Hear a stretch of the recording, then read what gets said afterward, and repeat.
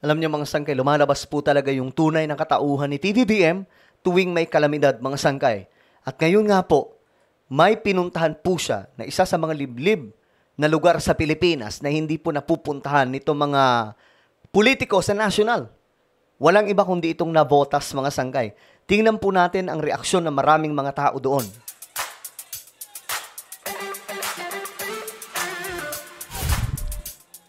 Hello guys, what's up? This is me, Sangkay Janjan. I'm back. Okay, ito mga sangkay, may maganda po tayong titingnan ngayon, panunuorin.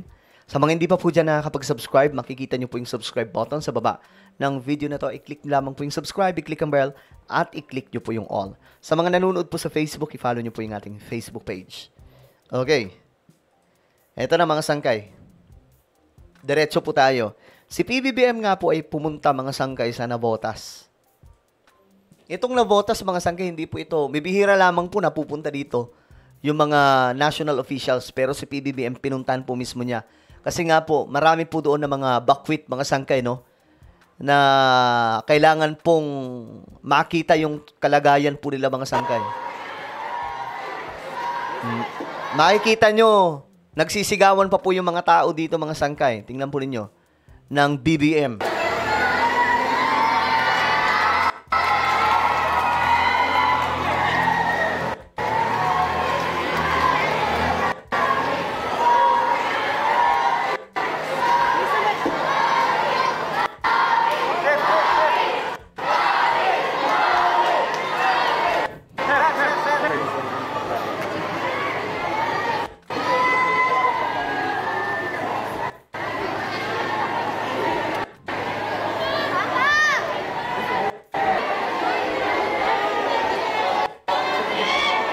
Daming tao, no, mga sangkay.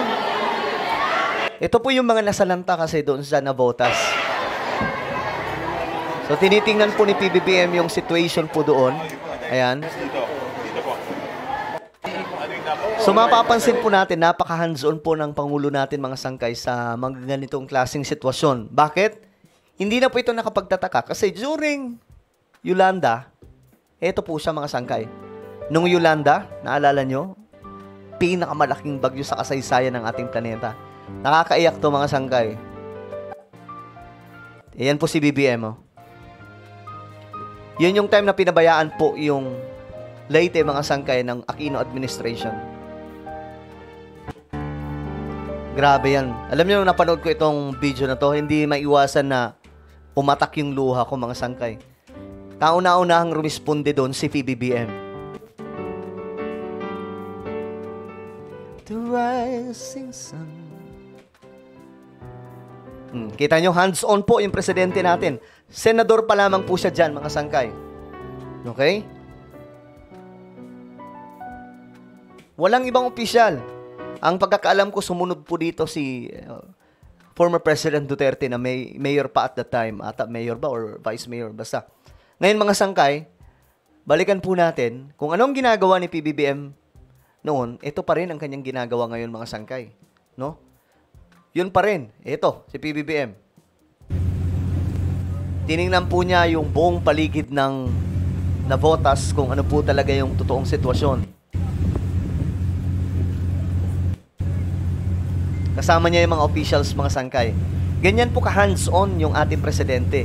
Nakakadurog damdamin no, na itong Pangulo natin, ngayon, mga sangkay, sa kanyang pagbisita sa Navotas, sinisiraan po siya mga sangkay nitong mga DDS. Wala daw pumapansin. Alam nyo guys, gusto talaga nila mga sangkay na may Pangulo na kapag dumaan dyan yung tipong may mga nagliliparan na mga tao, mga sangkay. Ganun ang gusto nila. Hindi po celebrity yung ating Pangulo. No? Siya po ay public servant. Hindi niya po kailangan ng kahit na anong sigawan dyan. Ang importante sa kanya ay makatulong sa mga tao. Ngayon, ito, personal na binisita ni PBBM ang Tansa National High School. Evacuation. Ito ha.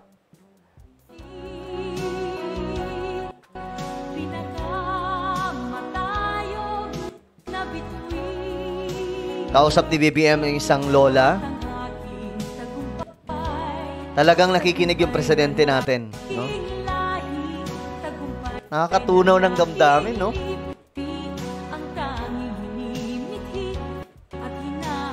Nakikita mo sa mukha kay PBBM yung lungkot niya kasi syempre, siguro naalala niya yung mga kababayan natin ng Yolanda, mga sangkay, na ganun po yung situation. Okay, yan po. Marami itong mga sangkay. Ito, na votas.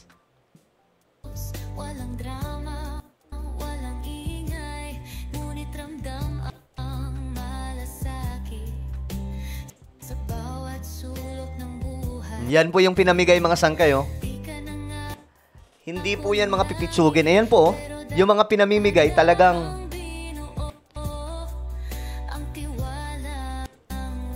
ngayon lang po tayo nakakita mga sangkay na mga pinamimigay ng mga relief goods. Mga nakaano talaga, malalaking box, hindi po yung naka-plastic lang. Kaya wag tayo magpapaano sa mga fake news. Ito mga bata, mga sangkay, oh.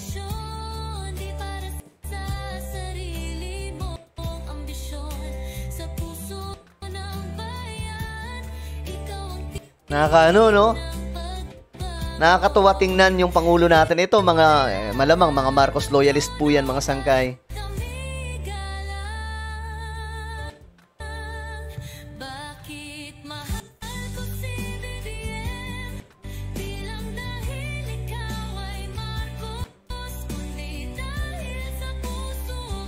Okay, so, yan, yung pinuntahan ni PBBM. Ito, dati pa po itong video, mga sangkay. 11 years ago, nung panahon ng Yolanda. Ganyan po talaga yung presidente natin. Kapag may mga disaster, kita nyo, nung time ng Yolanda, mga sangkay. Nakikita nyo siya, mga sangkay, di ba? Nag-helicopter. Lagi pong ganun ang eksena. Kapag mayroon pong nangyayaring kalamidad, ginagawa na po niya yan nung panahon, nung senador pa lamang po siya. Ayan, o. Panahon po yan ng Yolanda, guys, ha? Grabe, sobrang nakakaiyak yung time na yan. Okay, ito. In-inspection ni PBBM yung nasirang navigational gate.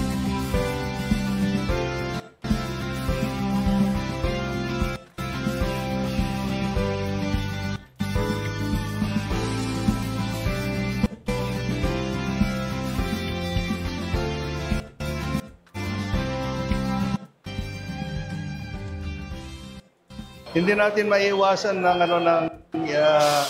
ng pandito. Ito yung ni BBM ngayon, nire-reveal niya mga sangkay. May climate change po at we have to be ready lagi. No, na hindi parang emergency yung nangyayari, kundi kumbaga maging normal po ito sa ating lahat na every time na may bagyo, mag-ready ka na dahil delikado. Yun yung tinatawag na new normal. Ito mga sangkay, kasama niya po dito yung mga kababayan natin. Sabi kasi ng mga DDS, hindi daw po siya pinapansin ng mga tao, which is wrong, guys. Tingnan nyo mga bata, mga sangkay. Lumalapit kay PBBM. Diba, mga sangkay? Nakakatuwa. Nakakatuwa yung mga ganitong klaseng eksena ng presidente natin.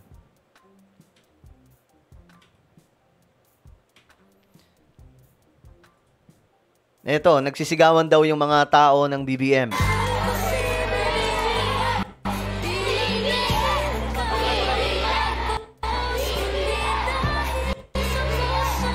Karamihan, no, mga bata.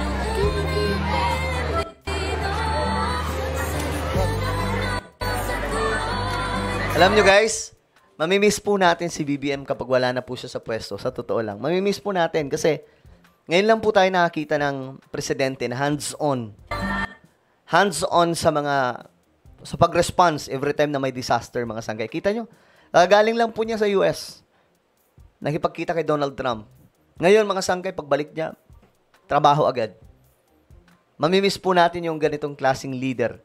Isa sa mamimiss natin, syempre, kasi ang baba po talaga ng mga presyo ngayon.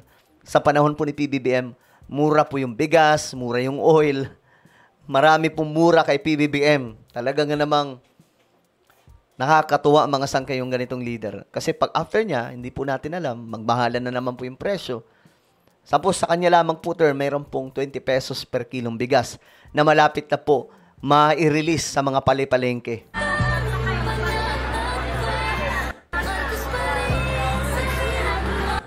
Nakakatuwa naman yung mga bata, oh.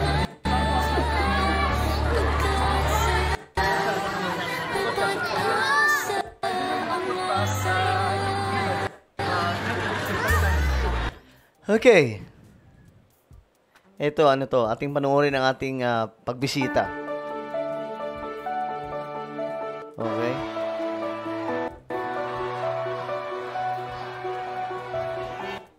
Upside na po kagad, an hour or two after. Pang-highlight pa tayo, no? Opo, 11 is the peak.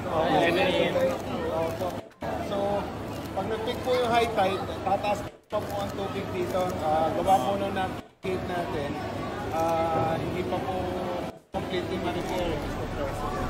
Pero inaayos naman po na... May bating na nyo mga sangkay. May bata po nakayakap kay PBBM. Ang cute. Hindi ko lang di makatrabaho kasi hindi maamura yung well. Opo, kasi po yung... Akyat baba yung tubig. Yan mo. Papasa, lalong nadidelay. Nakayakap sa ating presidente. Kaya dinadahan na. Ayaw na po ng contractor na... Kawawa yung mga bata, no? Completely na weld yung mga... Need nila ng comfort mga sangkay kasi grabe yung nangyari dyan. Ganon din po ang... uulitin po nila uli yung process. So,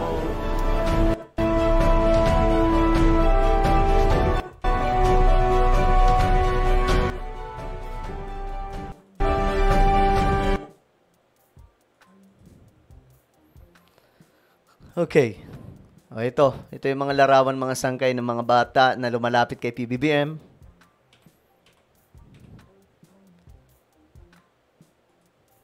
Ito. Ito ata yung bata. Ayan, ito yung bata mga sangkay na yumakap kay PBBM na nakita kanina sa video. Ayan.